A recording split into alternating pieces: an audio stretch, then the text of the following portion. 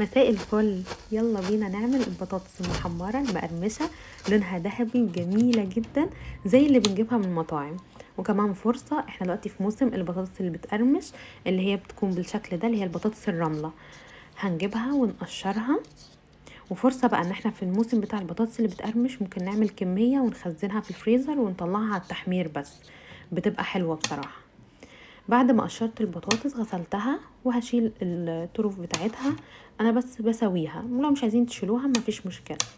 وبعد كده هقطعها شرايح، بس الشرايح هتكون سميكه شويه عشان لما تتقطع معايا صوابع تكون زي الصوابع اللي بنجيبها جاهزه، تكون سميكه شويه. وبعدين قطعتها صوابع بالشكل ده كده.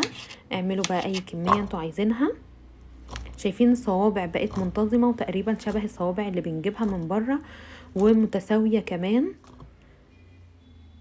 بعد كده هاخد البطاطس دي واحطها في ميه على النار تكون سخنه جدا، مش بتغلي بس تكون سخنه جدا، واحط عليها رشه ملح وهديها تقلبتين. مش هقعدها كتير على النار، هي بس 3 دقايق. انا مش عايزاها تستوي، انا عايزاها تاخد درجه سوا قليله جدا. بعد كده هصفيها من الميه السخنه، وبعد ما اصفيها من الميه السخنه هاخدها على طول على ميه ساقعه عشان اوقف التسويه بتاعتها. انا مش عايزاها تستوي اكتر من كده، تفضل البطاطس محافظه على نفسها بالشكل ده. شايفين البطاطس محافظه على نفسها ازاي، وصوابع زي ما هي، ما استوتش ولا اتهرت ولا اي حاجه خالص. انا هديها تقلبتين في الميه الساقعه، وبعد كده اخدها اصفيها من الميه الساقعه واسيبها لحد ما تهدى خالص، درجه حرارتها تنزل، تبقى بارده خالص ساقعه. وكمان الميه اللي على البطاطس دي تنشف، تبقى البطاطس ناشفه معلهاش اي ميه خالص. وبعد كده هاخدها احمرها في الزيت، برضو مش هحمرها تحميره كامله، انا هديها نص تحميره بس، يعني ما تاخدش لون. قبل ما تاخد اللون بطلعها. شايفين الشكل ده؟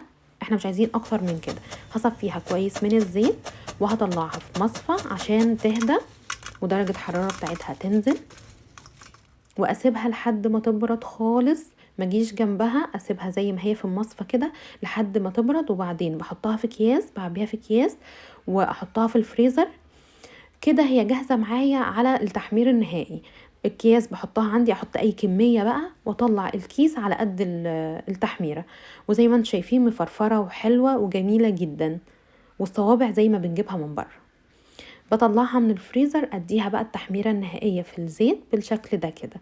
ممكن نديها لون ذهبي الخفيف قوي زي ما بتيجي جاهزه من المطاعم بالشكل ده. شايفين كمان قرمشتها خطيره جدا ما شاء الله. وانا بحب اديها تحميره اكتر شويه، بحبها محمره اكتر، فاديتها تحميره اكتر. شايفين بقى خروشتها جميله جدا.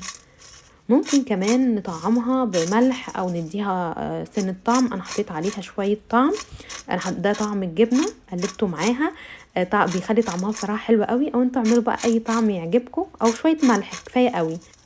جربوها هتعجبكم جدا، واشوفكم في وصفه تانية، ومع السلامه.